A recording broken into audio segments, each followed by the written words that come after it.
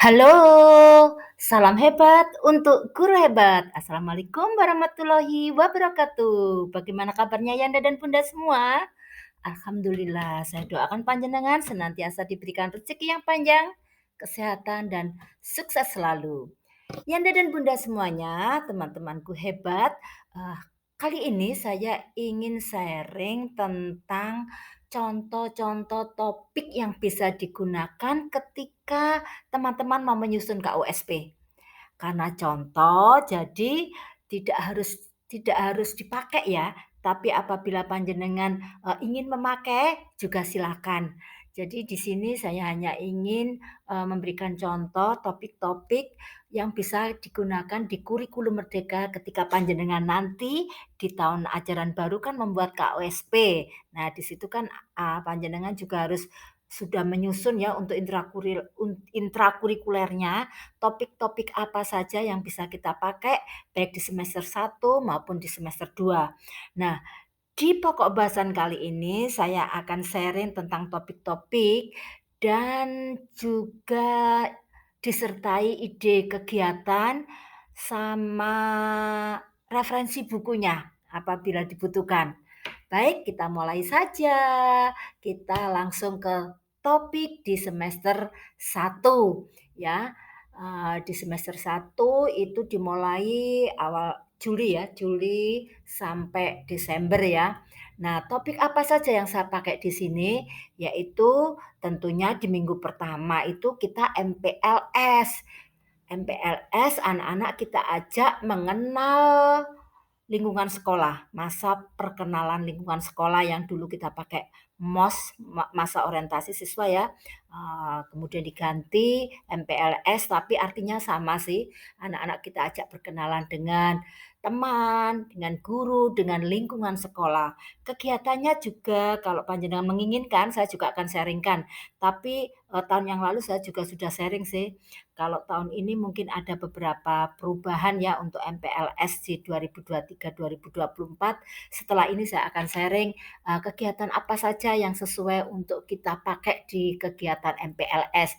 Yaitu selain berkenalan, kita juga harus menciptakan ice breaking, game-game, dan anak-anak kita ajak mengenal lingkungan sekolah serta aturan-aturan yang ada di sekolah. Kemudian kita masuk ke intrakurikuler, di sini saya pakai Aku dan Tubuhku. Nah, mengenai berapa minggunya itu terserah ya nanti Yanda dan Bunda mau memakai, berapa minggu ya nanti ketika menyusun program semester ya untuk topik untuk MPLS misalnya 1 minggu, untuk topik Aku dan Tubuhku, karena banyak karena kita akan mengenalkan anak secara detail ya, tentang anatomi tubuh itu mungkin kita butuh 2 atau 3 minggu silakan, itu nanti disesuaikan aja oleh satuan pendidikan masing-masing. Di Aku dan Tubuhku itu kegiatannya anak-anak kita ajak mengenal anatomi tubuh. Kemudian Aku Anak Sehat ini, sudah keluar ya, masih masih tentang, eee, aku anak Indonesia yang harus bertubuh sehat, bertubuh kuat. Nah, topiknya kan di subtopiknya aku dan tubuhku, terus yang ketiga aku anak sehat masih masih tentang orientasinya aku ya. Tapi di sini lebih lebih keluar karena apa? Perilaku hidup bersih dan sehat. Bagaimana anak-anak berperilaku hidup bersih dan sehat dan kemudian juga harus bagaimana menjaga dirinya, badannya supaya, jauh dari hal-hal yang tidak diinginkan. Kemudian, karena Juli terus langsung Agustus ya, itu saya P5-nya pakai tema Aku Cinta Indonesia. Karena apa? Karena konteksnya hari besar, yaitu peringatan HUT RI. Ini akan sangat masuk dan sesuai apabila kita berikan ke anak, karena apa? Biasanya kan di rumah-rumah mereka itu mulai pasang-pasang bendera, pasang pasang umbul-umbul ya. Nah, ini akan jadi pertanyaan pada anak, "Kenapa kok di rumahku ada pasang bendera, pasang umbul-umbul dan sebagainya?" Itu biasanya anak-anak cerita ke sekolah. Nah, ini bisa kita tangkap untuk mengenalkan budaya Indonesia. Makanya, saya angkat menjadi, P5 di sekolah saya, yaitu tema Aku Cinta Indonesia, konteksnya Hari Kemerdekaan Republik Indonesia, Topiknya yaitu bangga akan budaya Indonesia. Kemudian selanjutnya, topik berikutnya, kalau tadi topik aku anak Indonesia itu ada, tubuhku aku dan tubuhku, terus aku anak sehat, terus ada ini ya, P5 yang aku cinta Indonesia tadi ya. Nah, topik berikutnya masih di semester 1, aku sayang semua, jadi mulai keluar nih. Kalau tadi sudah oriented-nya ke dalam diri, sekarang sudah, membuka diri keluar, yaitu keluargaku. Anak-anak di sini diajak mengenal anggota keluarganya, tugas dan peraturan di rumah bagaimana, semua yang berhubungan dengan keluarga. Kemudian ini subtopik yang kedua, guruku tersayang. Nah, kebetulan di bulan Oktober itu ada peringatan Hari Guru Internasional dan di bulan November ada peringatan Hari Guru Nasional. Di sini saya tidak pakai untuk jadi P5 ya, tapi lebih ke, PBL-nya. Jadi intrakurikuler tapi, momennya ini saya ambil gitu loh. Jadi seperti itu, kemudian di subtopik ketiga, kesukaanku, kita mengenalkan anak-anak tentang makanan, minuman, mainan kesukaan mereka, hobi mereka, jadi tentang apa-apa yang disukai mereka. Ini di topik kedua. Di topik ketiga adalah topik mitigasi bencana. Nah, di sini anak-anak lebih saya ajak explore diri tentang lingkungan. Tadi kan oriented-nya ke dalam diri sendiri yang di topik pertama, terus topik kedua mulai membuka diri keluar dan ini lebih luas lagi oriented-nya yaitu tentang lingkungan yang lebih luas lagi. Nah, di sini anak-anak lebih saya ajak ke bermain sains ya, eksperimen, yaitu gunung meletus, kita kenalkan risiko dan penanggulangannya. Lalu ada tanah longsor, kita kenalkan eksperimen bagaimana ini juga di eksperimen ada ya gunung meletus tadi, tanah longsor juga ada eksperimen, kita juga kenalkan, resiko dan penanggulangan. Terus gempa, anak-anak kita ajak bermain peran, lalu kita kenalkan risiko, kemudian kebakaran juga ada eksperimen mengenalkan risiko dan penanggulangan. Jadi seperti itu, supaya apa, anak-anak itu lebih hati-hati, eee, dan lebih hemat ya dalam penggunaan listrik dan sebagainya, dan lebih hati-hati, eee, misalnya kan ada anak-anak itu kan suka mencoba-coba ya ketika ada korek api gitu dengan, dia ingin mencoba, terus apa itu, menyulutkan dan sebagainya, dia tidak tahu dampaknya itu ketika, membakar apa itu, barang-barang yang ada di rumah itu bisa mengakibatkan seperti ini loh. Jadi seperti itu. Jadi kita juga kenalkan tentang hemat listrik ya di sini, di kebakaran ini intinya tentang api ya, tentang api, keajaiban api itu apa, terus bahayanya api itu apa selain kebakaran, ajaibnya api itu apa, listrik itu apa, misalnya dengan selain apa, eksperimen tentang kebakaran ya, misalnya dengan membakar sampah kecil-kecil, ini nanti kalau, apa itu namanya, besar akan jadi kebakaran, kalau kecil itu bisa kita gunakan untuk masak dan sebagainya ya. Eee, Anak-anak juga bisa kita ajak atau kita kenalkan tentang listrik sederhana, misalnya ya, dengan sisir atau benda-benda plastik yang digosok-gosokkan ke rambut itu kan akhirnya, mengandung listrik ya muatannya, lalu kita tempelkan di, apa itu, sobekan kertas kecil-kecil, apa yang terjadi? Ternyata, sobekan kertas-kertas kecil itu menempel di eee, benda-benda yang ada teraliri listrik karena kita gesek-gesekkan di rambut itu. Jadi ini bisa kita juga jadikan sebagai eksperimen.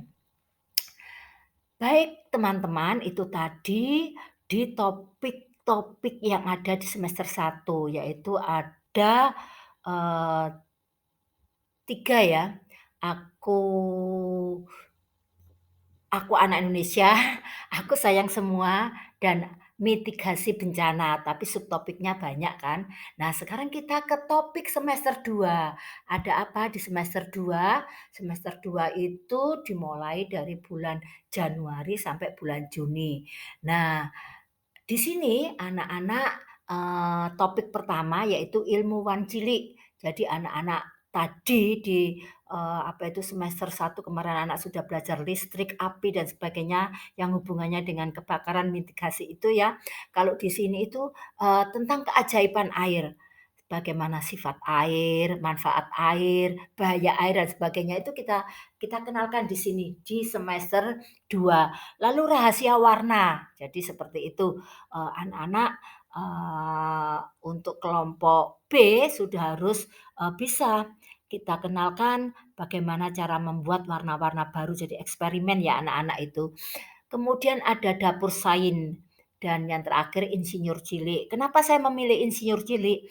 Karena di sini nanti anak-anak akan belajar konstruksi, anak-anak belajar ukuran, ya bagaimana mengukur dan sebagainya.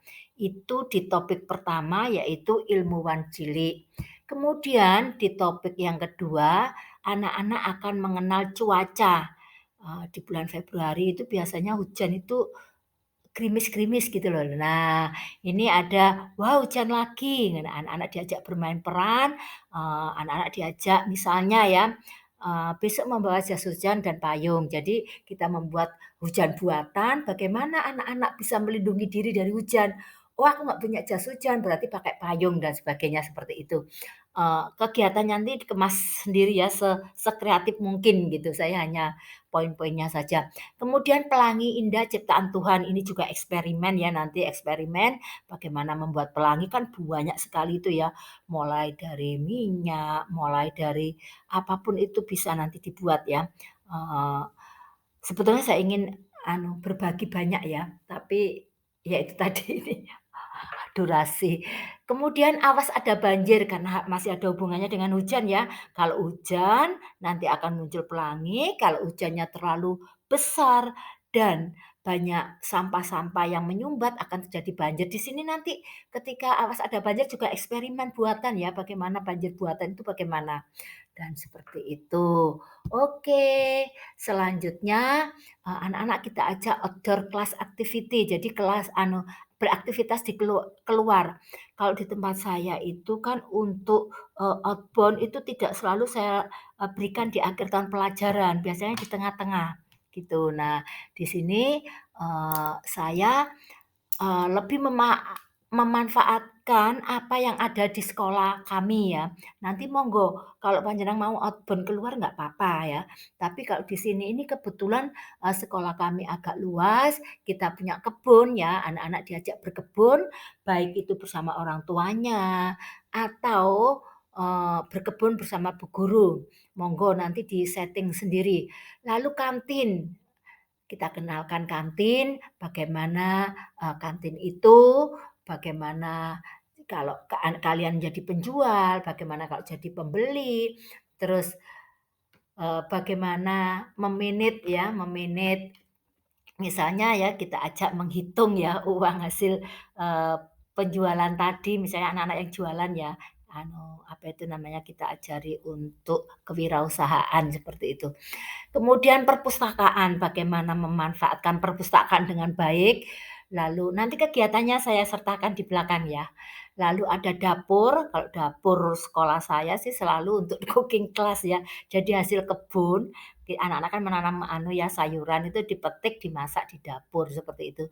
Terus trial class. Trial class itu apa? Anak-anak biasanya saya ajak apa itu, untuk mencoba satu hari belajar di SD, jadi seperti itu. Jadi ketika anak-anak nanti kan kadang-kadang itu, orang tua itu ada yang menakut-nakuti ya, "Nanti kalau kamu kalau nggak nurut di TK, di SD nanti gurunya kereng-kereng." Padahal kan tidak seperti itu. Jadi kita kenalkan, kita ajak belajar di SD, kita kerjasama dengan SD, nanti, kita serahkan kegiatan pembelajarannya untuk kelas 1 itu bagaimana. Kan di kelas 1 sama kelas 2 itu sebetulnya masih masuk fase fondasi ya, masih bermainnya lebih banyak. Jadi untuk kurikulum merdeka ini, bedanya tipis gitu loh. Untuk apa itu, dari kelompok TK ke kelompok atau ke SD itu bedanya tipis, karena masih sama-sama di fase pondasi, walaupun di situ tertulisnya fase jadi seperti itu ya, Bunda. Kemudian di religi karena apa, di, bulan-bulan ini itu ada, apa itu, Ramadan sama ini, apa itu, Idul Fitri. Jadi di sini ada kegiatan Ramadan di sekolahku. Ramadan di sekolahku itu kegiatannya pernah saya sharing-kan di TikTok saya, monggo jenengan pirsani, apa saja kegiatan yang bisa dipakai ketika, kita ada di bulan Ramadan ya. Selain bagi-bagi takjil, ngumpulkan zakat dan sebagainya itu apa saja, monggo langsung meluncur ke TikTok saya, di situ jenengan tinggal ngunduh ya.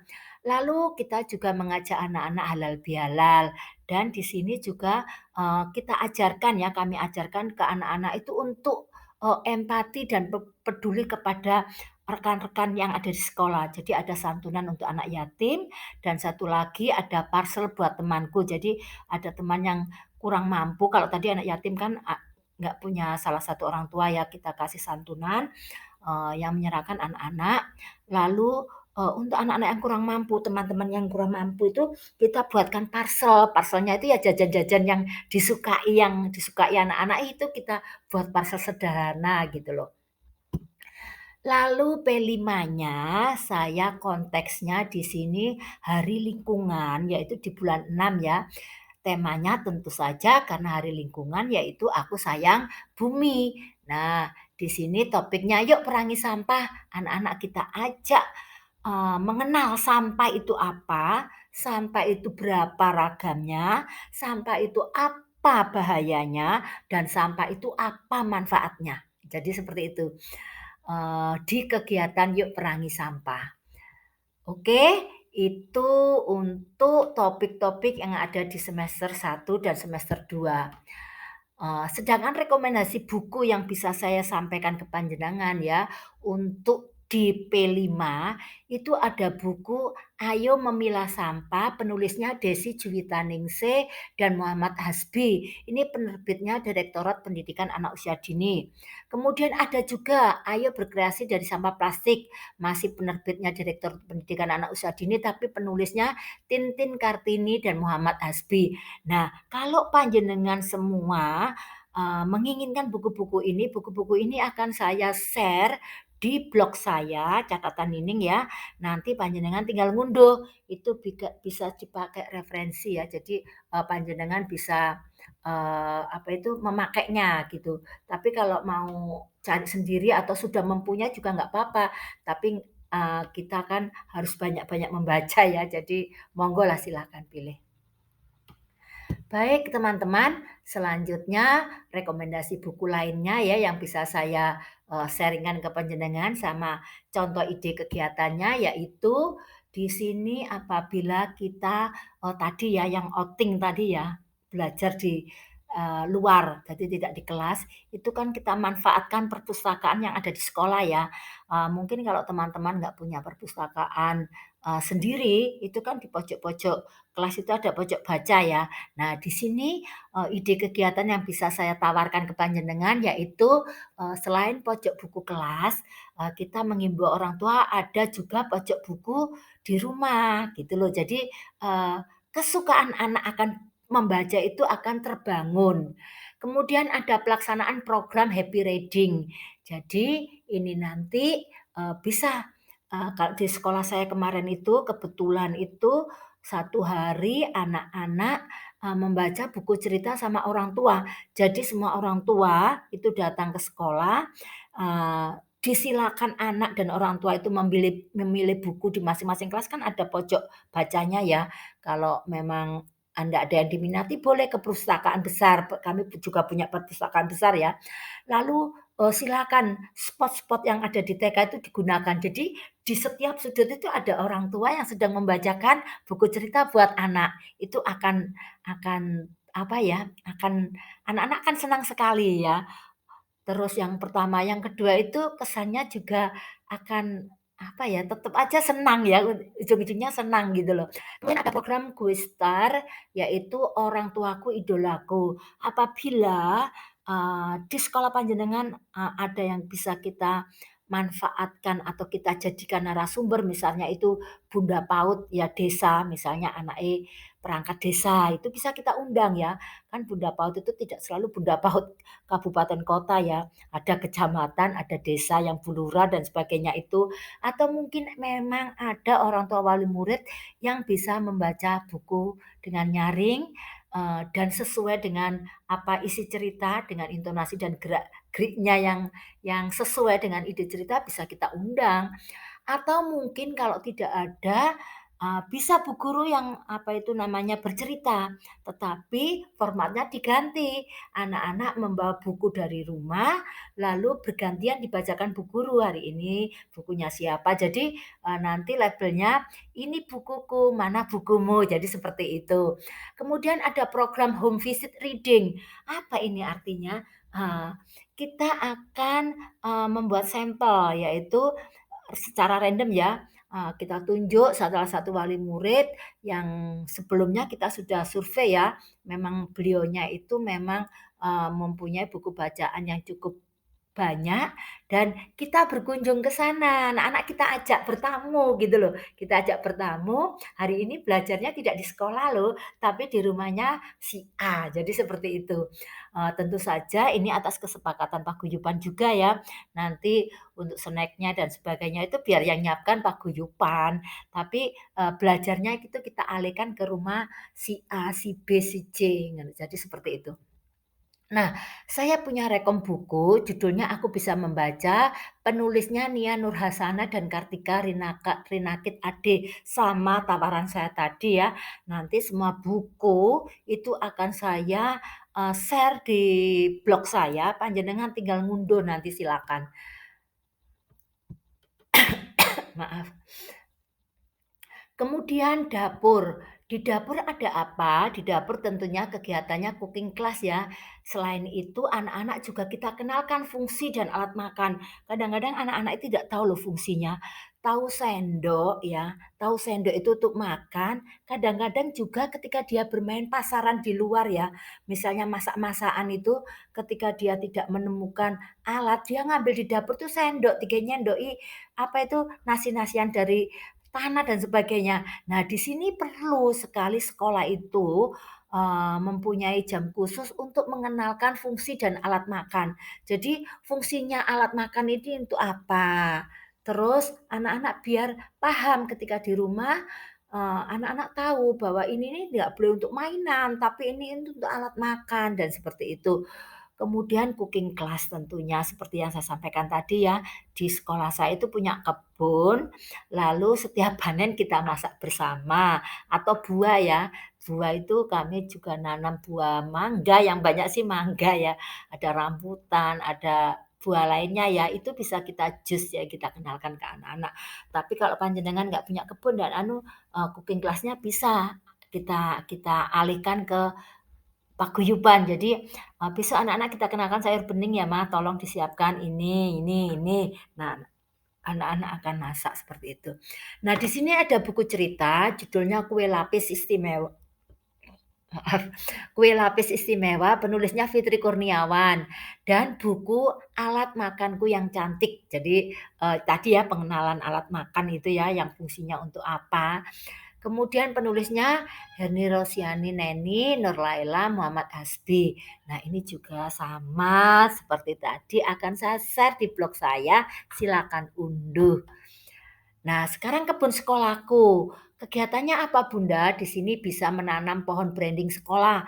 Kalau kemarin itu waktu sekolah ramah anak ya, untuk deklarasi sekolah ramah anak itu memang, saya meminta ketua komite kami untuk menanam, branding sekolah. Kebetulan pohon buah branding sekolah kami itu pohon nangka. Jadi tapi panjenengan nanti kan terserah ya, mau bagaimana, terserahlah setting-nya bagaimana. Kemudian menanam sayur di kebun sekolah, tadi sudah saya tawarkan ya, boleh sama bu guru, anak-anak dan bu guru saja cukup, atau mungkin melibatkan orang tua silakan. Nah, di sini juga ada buku cerita, judulnya Nikmatnya Makan Buah, penulisnya Saida R. dan diterbitkan oleh Kemendikbud. Nanti sama ya, bukunya akan saya share juga di blog. Nah, di Ada Hujan, ini eksperimen membuat hujan buatan. Ada bukunya, yaitu judulnya Hujan, penulisnya Viva Dila. Kemudian Pelangi, eksperimen membuat pelangi, bukunya Pelangi Terakhir Risa oleh Elsa Salsabila Amanda. Kemudian habis deh. Itu yang bisa saya sharing-kan ke panjenengan, semoga bermanfaat dan saya selalu berpesan ya, apabila bermanfaat jangan dipakai sendiri, tapi sharing ya. Share, berbagilah karena berbagi itu indah. Oke teman-teman, itu yang bisa saya sampaikan.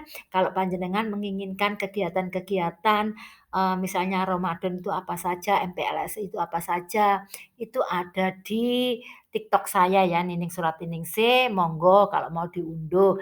Terus tentang buku-buku ini, file-file ini yang sudah saya sharing-kan ke panjenengan, biasanya juga saya, post di blog, jadi panjenengan juga bisa ngunduh. Baik, terima kasih. Semoga bermanfaat sekali lagi. Salam sehat selalu dari saya. Dadah, assalamualaikum warahmatullahi wabarakatuh. Sampai jumpa di lain sesi, di lain tema.